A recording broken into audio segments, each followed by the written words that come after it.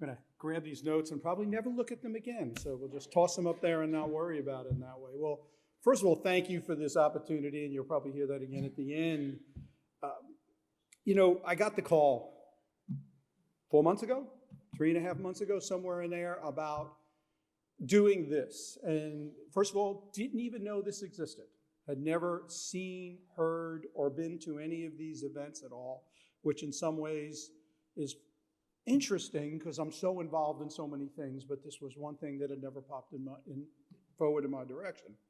And I immediately was intrigued, but then I was like, you don't read books, don't say yes. I listen to books. I am a big listener, Audible. Whenever I travel, radios are not on. When I travel in my car, I'm always listening to a book. I travel on airplanes because I do that a lot for my job. I'm listening to books. But I listen to sci-fi, crazy stuff, and that's what I focus on in that aspect. But it was intriguing to me to do this. And I asked a question about a single book about towns, new urbanism. And that book had been done recently by my cohort, Stephen Murray, at the city of Beaufort. So that book kind of was like, oh man, I really wanted to do that one. I let that one go. But I had heard only about a week before that phone call about this book called The Boys in the Boat. I didn't know anything at all about this story, about this book, the writer, nothing. It came about in a conversation with my team at work. And working in a team environment, being part of a team, a board, a commission, a council, is a lot of what I am all about. There is no individuality. It is what we do together. And during a meeting, we had just gotten a very successful project, went all the way through. We were there and we were kind of celebrating amongst the team. And one of the team members, our project manager that was going to take this project, run with it, mentioned that she had just read this book and it was an amazing book about what it is and the way that we worked, and she related to that. I put it in the back of my mind, said I want to read it, then kind of forgot about it, and then I was asked. And I said, what about The Boys in the Boat? Has that ever been done? And the answer was, not that I'm aware of. So it was my excuse to read the darn book. So that's what you did to me, okay? You forced me to read the book. And the reality is I got drawn in, not only to the book, to the stories that are within this book that we'll talk about some more, and this writer, okay? Daniel Brown, and researching him and understanding him, I ended up correlating a lot with him. And the way I did research about the book is what I found out is the way he does research about what he writes. And it was very interesting. And I threw this quote up here that I found about teamwork. And it really is what it's all about. I did 30 years at the Water Authority. I think I was very successful at the Water Authority, but it was never me. It was the people that was around me that did that.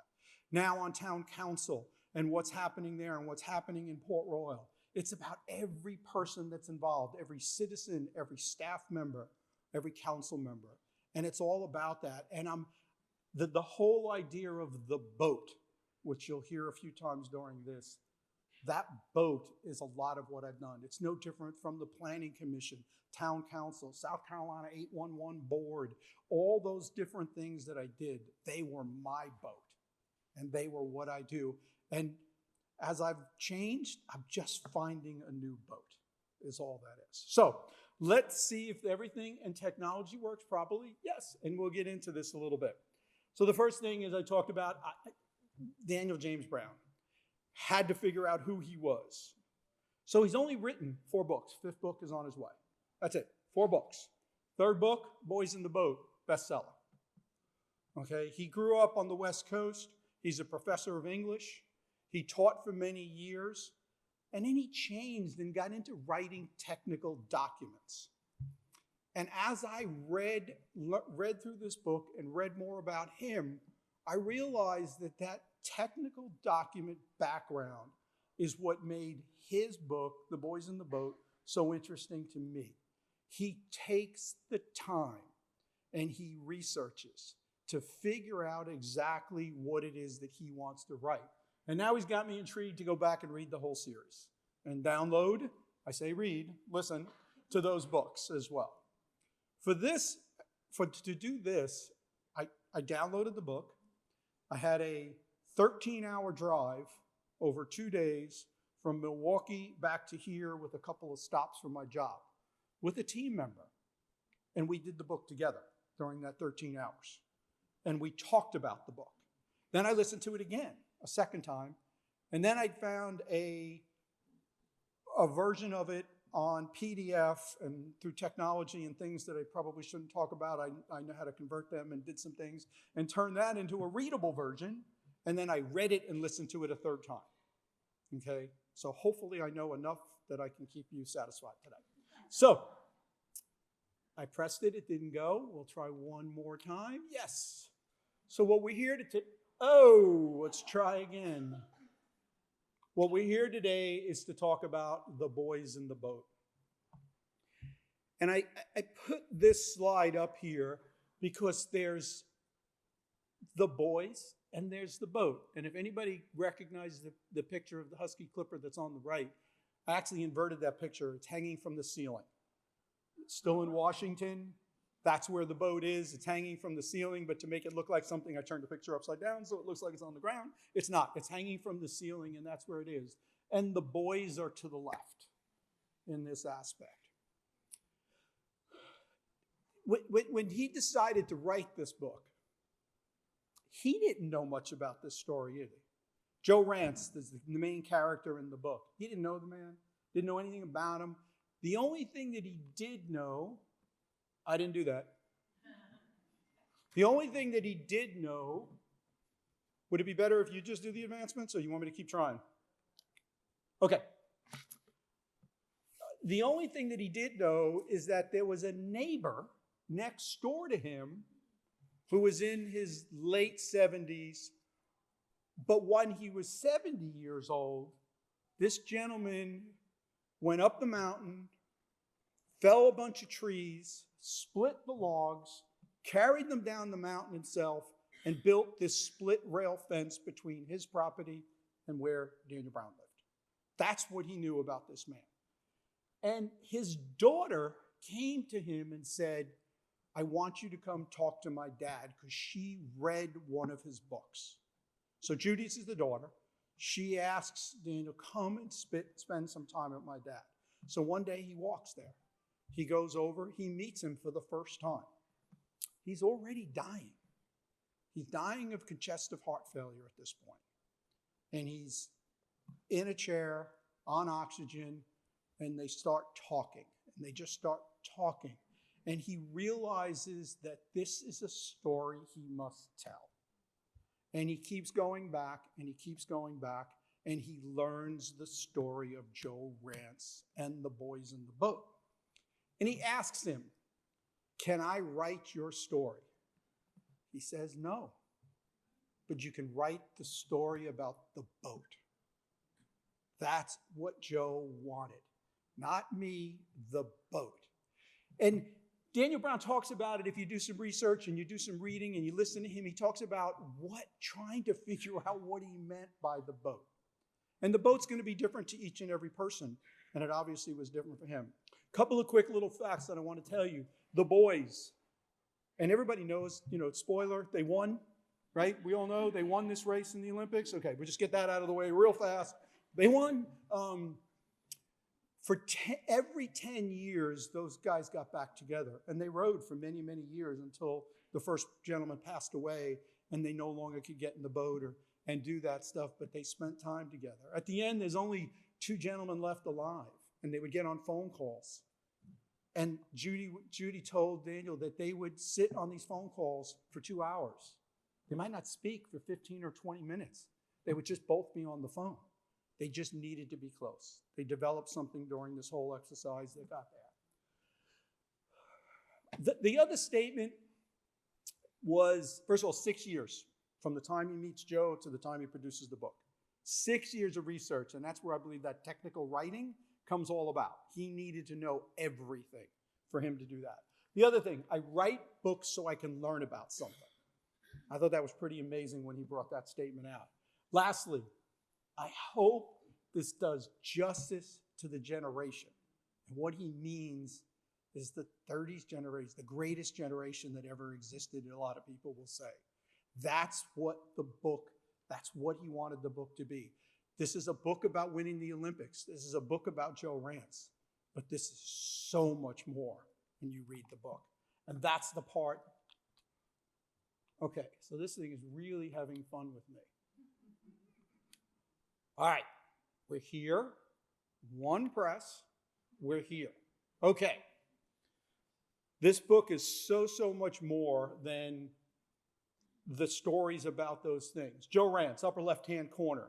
We're going to talk a little bit more about him. The right-hand corner, the Husky Clipper and the gentleman who built that. Bottom left, the Olympics in Germany. I learned more about what was going on in Germany during that time period from this book than I think I've ever learned in my entire life. And if you're interested to find out about how the Olympics happened in Germany, this is a great book to give you some answers on that, and I'll talk a little bit more. And then, of course, the bottom right, the race itself and what happened at that race. And other than they won, I'm not going to tell you a lot about the race because it's the climax of the book that you need to experience yourself in the way it was done. We know they won. There's no surprise there. I'll tell you about how they got there in that way. All right, so this thing is really going to have fun with me all day. Okay, Joe Rance. This man's life story is almost unbelievable. Okay? How many people have read the book? Oh, a lot of you. So you know exactly what I'm talking about. How many times this gentleman could have given up on life and been something completely different is indescribable. From the point of being 4 years old when his mother passes. And from that point on, he is tossed between household and household with his dad, with his brother, with his aunts, with a school teacher, with nobody in his life. But somehow or another, he finds a way to keep getting up in the morning and finding something to live for and finding a way to do better each and every day. And I got a quote over on the right, and because of the angle, I can't read it, and I did not put that down as a note. His father had always taught him that there were solutions to every problem, but he had always stressed that sometimes the solutions wasn't where people would ordinarily expect them to be. You might have to look in unexpected places and think of new creative ways to find answers you were looking for. I don't live in a box. Some people may have heard me say that over the years if you've ever been around me. I don't know where the box is. I keep trying to find those walls. People throw me back to think they're putting me in a box, and I just immediately find a way out. So that statement and that aspect really resonated with me in the fact that there is a solution to every problem. I'm going to give you a little hint, a little personal thing about me right now, and if you remember it, that's great. If you don't, that's fine too.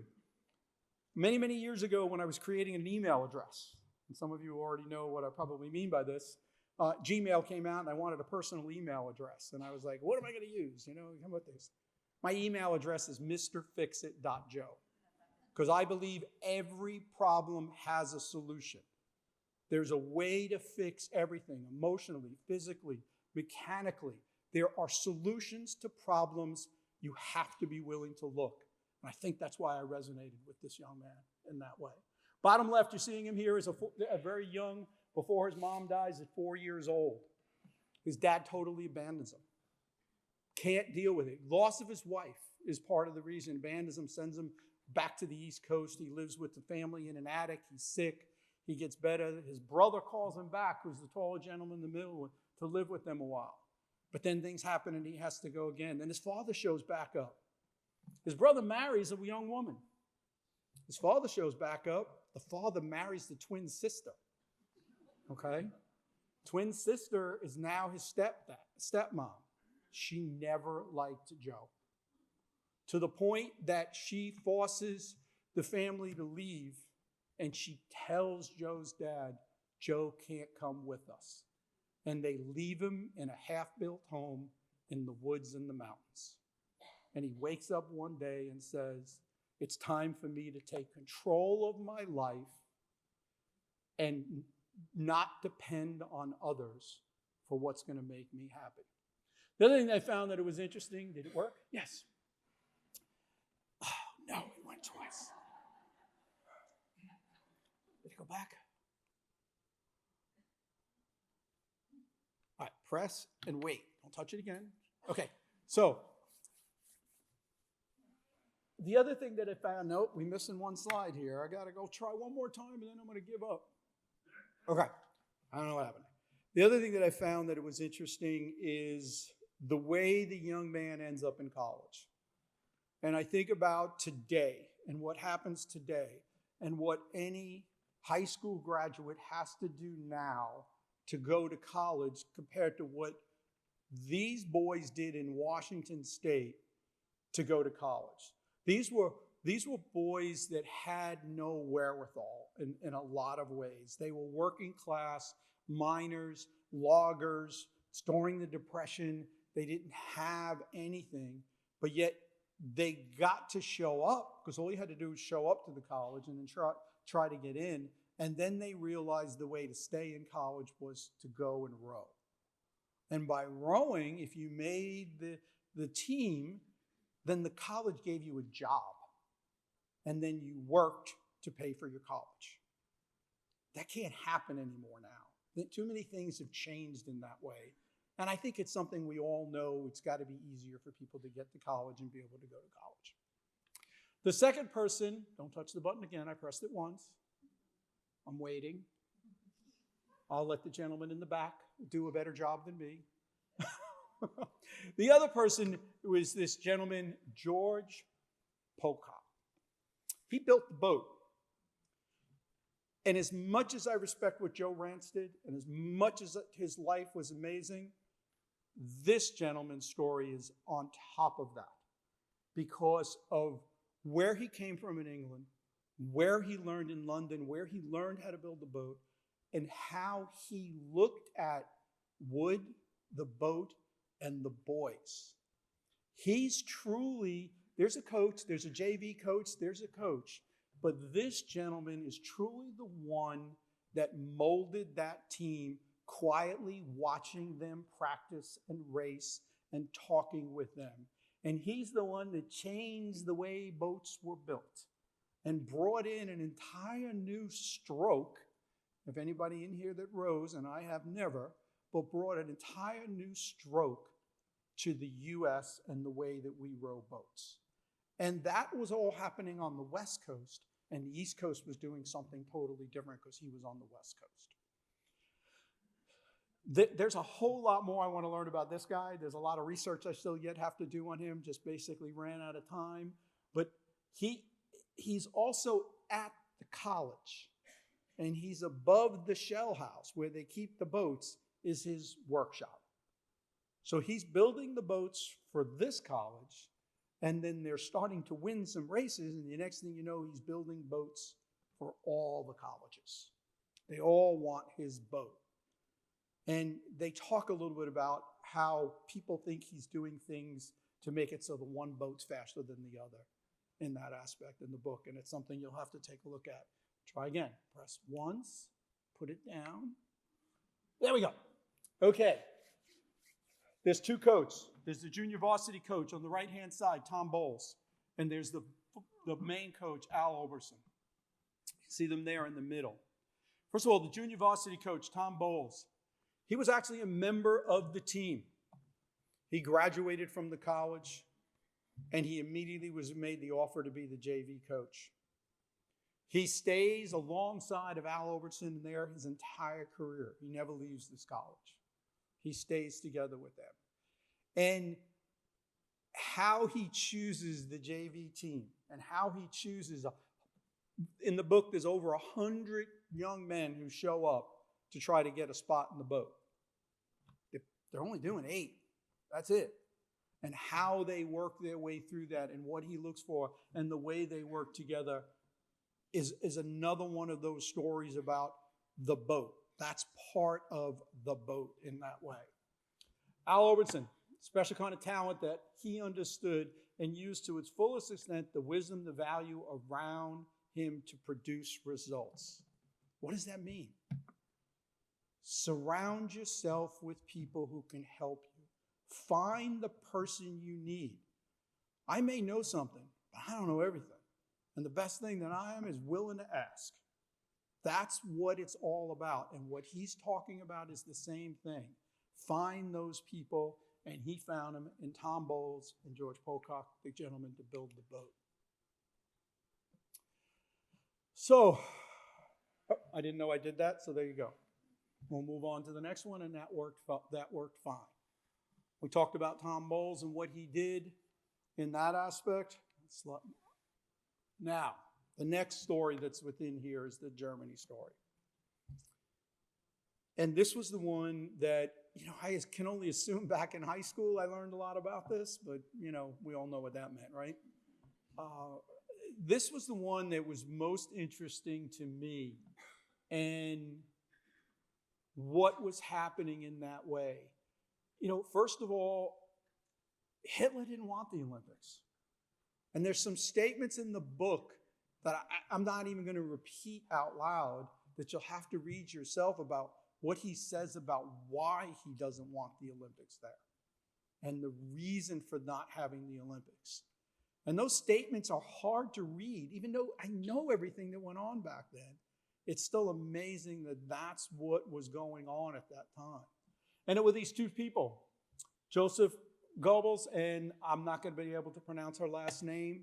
What was that? Riefenstahl. Thank you. It was those people, basically Joseph Goebbels, that changed his mind because who are they? They're a marketing machine.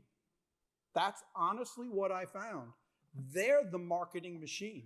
And they realized that as much as for the reasons they didn't want the Olympics in Germany, they could use this as a platform. They could dress up this pig to look fantastic on camera and in the newspapers for this event and make everybody think that Germany was the place to be. And the book goes into extreme details about that, even to the point of taking Hitler to the site where they're going to have the stadium and saying the problem with this is there's not enough room and this other facility must get torn down. But we can't do that. Well, Hitler could do that. Slaps his fist. The next thing you know, the building's gone and the new stadium's being built. Okay? That's what you're seeing up on those right, the cranes building this facility. That section of the book, and it goes back and forth a couple of times to what's going on in Germany. I know the stories, I know the scenarios, but the detail he goes into them, it really was sombering in my mind. And this great book that I'm reading, that section got very sombering to me. And if you haven't read it, it's a great reason to read it. If you have read it, you want to remind yourself, I think it's some great sections to go back to. And ultimately they did. They created this marketing machine, the movies, the propaganda, all aspect. Even the boys themselves didn't realize when they went there how bad the things were going on. They thought it was a great place. They were treated in certain ways. And obviously they know the difference a couple of years later after the Olympics is over. So, the race, the boat, how do you get there? This is a section of the book. You got the shell house down there in the bottom, and I said George Pocock is in the top building those boats. They're here, the West Coast and the East Coast. There's a lot of conversation in the book about sculling and rowing between the East and the West. The East is the king. The West is trying to become part of the sport. Southern California University is the leader. Washington's trying to figure out how to beat them. And that's literally, in some aspects, the way you have to describe that is, for some reason, Southern California could always win the important races no matter how good everybody else was. They just won the one race. It was like sandbag everything else, show up, win, go on to the Olympics, win the titles, that kind of stuff. The other thing that I found really interesting is out west, even in Washington, in cold, frigid winters and the snow, they trained in the river all year long. On the East Coast, they trained indoors in pools. They trained in specific facilities in the wintertime. But on the West Coast, these boys were out there freezing day after day with somebody yelling at them to stroke, or somebody else yelling at them that they had to do more. And the training regimen over the 4 years to get ready for that, and how they chose the positions in the boat that each one of these gentlemen has, it was another one of those things I never would have even considered. And I think George Pocock was a big part of where Joe Rance sat in the boat than it was Al Overson. Because many, many times Al Overson felt that Joe might not be the right person in the boat. He was tossed out of the varsity boat. Pocock talked to him, worked with him. Joe used to go up into the workshop and just sit and watch him work and smell the sawdust and what was going on, and they'd have conversations. And Pocock took the time to figure out who Joe Rance was and what was it that motivated him. Because ultimately, that's what made him pull so strong in the boat, just like the other 7 men in that aspect. They all pulled strong, but they're a team. And I never thought about the fact, I'm a cyclist, or used to be. Hate that now, but I can't say that I still am as much as I used to be. And we joke about when we ride bikes, and we ride in a long time, and we're going on these long rides, some of them, 100 miles long. And sometimes all you are is stuck, riding behind somebody, and all you're seeing is their back for 2 hours. I mean, that's it. Yeah. One of my cycling buddies is in there in maybe longer than 2 hours at times. But these guys look at the back of somebody else's neck for 6 minutes in an Olympic race, and they expend, this was a fact that Daniel put in the book, they expend more energy in that 6 minutes than an NBA basketball player expends in 2 games now.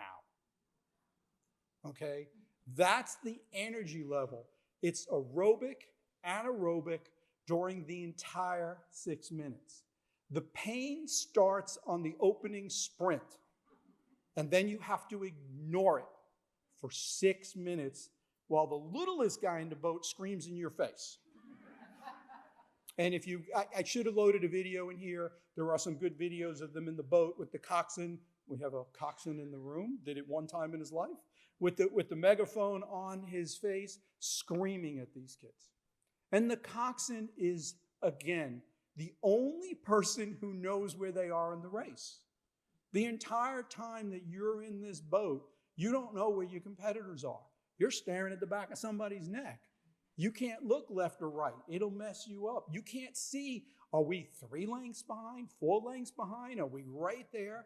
You just have to believe this gentleman who's screaming at you on what to do. And when you read the book, or if you go back and read it again, you find out that sometimes they don't tell the truth. They're telling you you're doing great, and you're losing. You're absolutely flat out losing this race. But yet he knows the men that are in front of him, the 7 men, and what they can do and how they can do it, and makes that decision. Maybe not exactly the way the coach wanted him to play the game either. But ultimately, they get all the way and they win. And they make it there. A couple other things that I found was really interesting when they came to the East Coast. And the East Coast is where they honestly have to win races to actually become the Olympic the Olympic team. They were treated like second-class citizens. They were given the worst places to spend the nights. No heat in the building. Barely enough food for them to survive. The boats were the side of the river where it was windy, and they had to try to load their boats and get in the river. So not so fair. Maybe that's a good reason why some of these Olympic committees are in place now and making things fair and even. Maybe the rules are too strict in that aspect, but maybe that was one of the good reasons why that was all done in that way. University of Washington. I got a picture up there in the upper right, what it looked like at the time, of what was happening in there. And there were two statements in this book that I thought were very interesting. Upper left, they're sitting on the lawn on day one, getting ready to try out to become a junior varsity rower. And they're reading a paper. And in there was an article about it was the World Series, the championship, what was happening.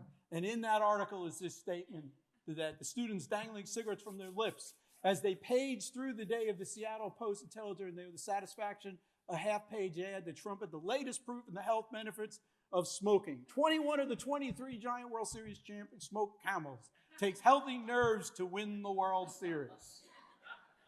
Boy, have we come a long way. Then on the bottom right, who they now meet later in that day, Al Overson.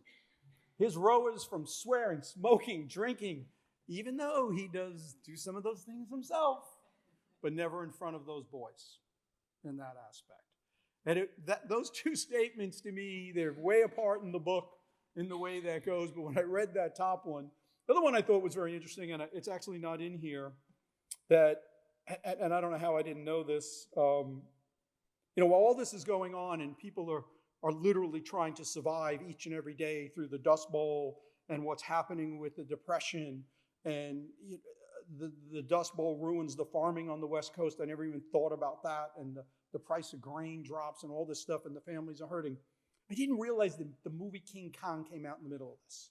He talks about that in the book, and how they produced that movie and released that movie in the middle of the Depression, and people literally are scrounging up their last pennies to go watch that movie. I never realized that, and I'm a big King Kong fan, but I never put those dates together in that way. Again, one of those little unknown facts that for some reason Daniel Brown thought it was important to put that in the book. And the research and that aspect, he really, really sets the tone of what's going on in the U.S.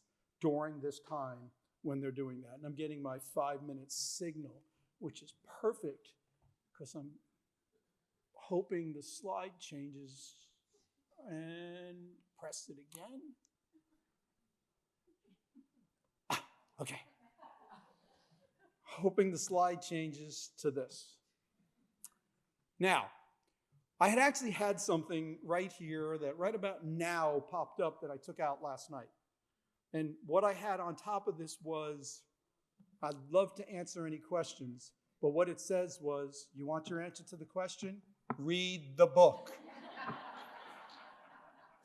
But I decided to take it out at the last minute, knowing that probably a whole bunch of you had, and I would love to answer any questions about the book, but remember, read the book.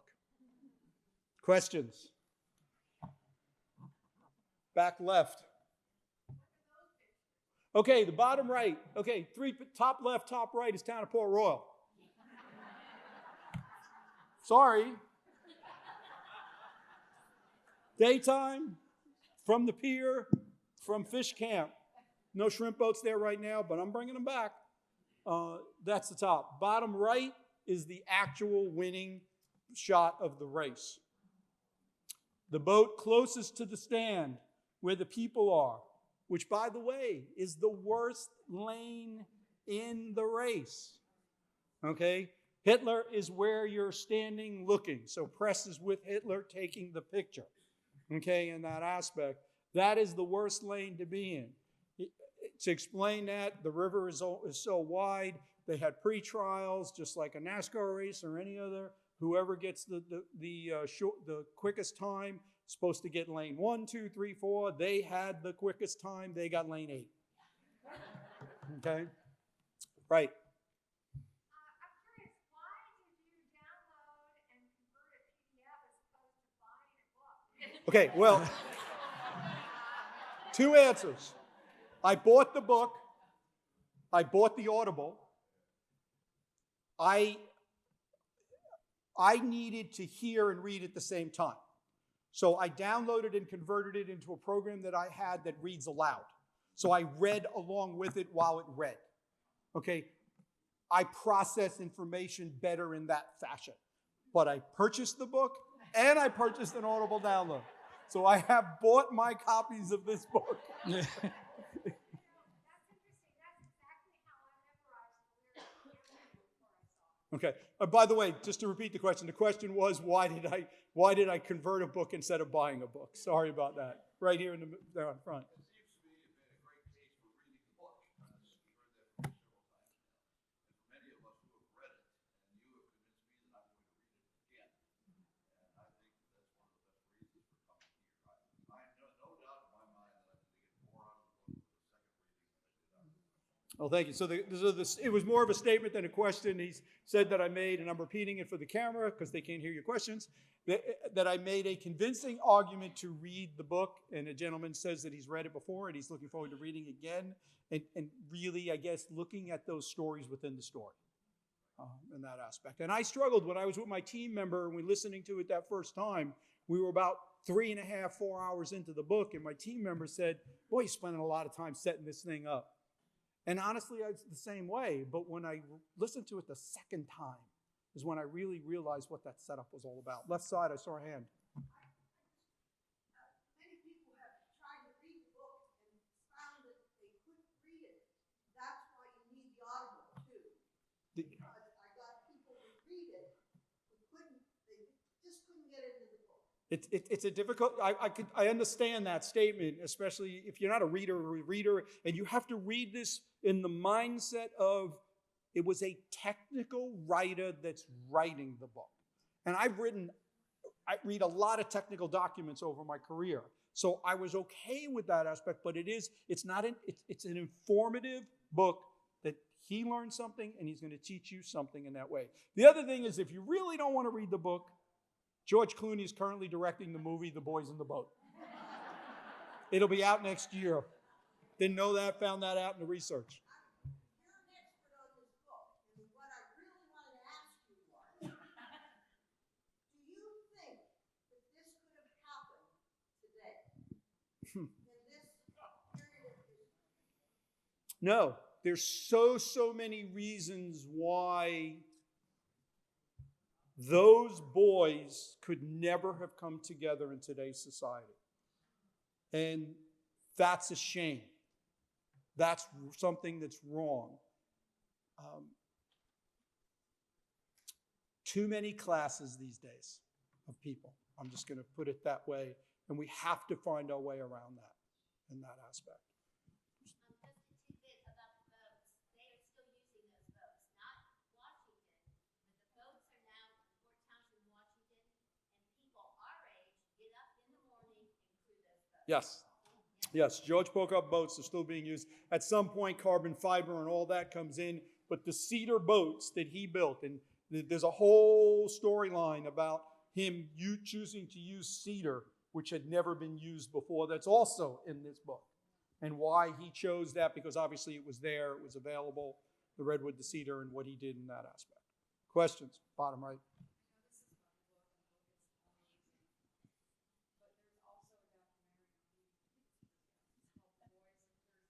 Yes, there is a. And you get to see, like, them actually in action. I think when you read this book, and I kept going back to the pictures, those guys are incredible.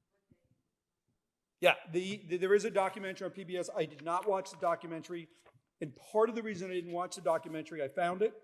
I decided not to watch it because I was afraid it was going to taint a little bit about the book. I plan on going back. I have it downloaded. Like I said, there's still more I want to learn. Time limits were where they are. But I wanted to focus on the way Daniel Brown told the story rather than the way somebody else told the story.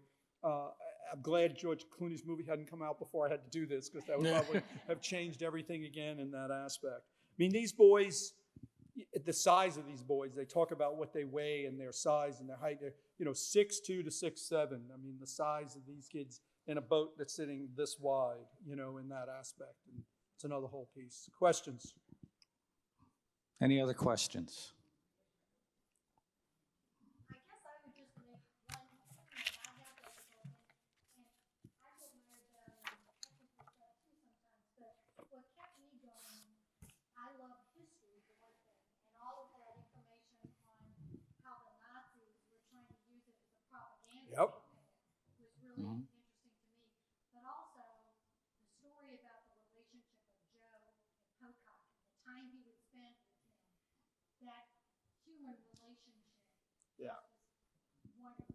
that there's so many stories. The story of Joe and his wife was a school sweetheart, and how that one develops. There's so many stories within this book, and the boat, that it is a great read. And if you read it a while ago, I would suggest you go back and read it again and read it in a different light. I mean, think about all the different stories. I think Daniel Brown, the writer, did a good job of not miring you down in those historic details, because there's so many, and jumping around and doing a little bit about the history, and then a little bit about the Joe and his life and how he did it, and then about the boat and George Pocock and what's going on in Washington. I think he did a good job of trying to keep you involved in that aspect. Thank you for that as well. If that's it, I want to thank you for the opportunity.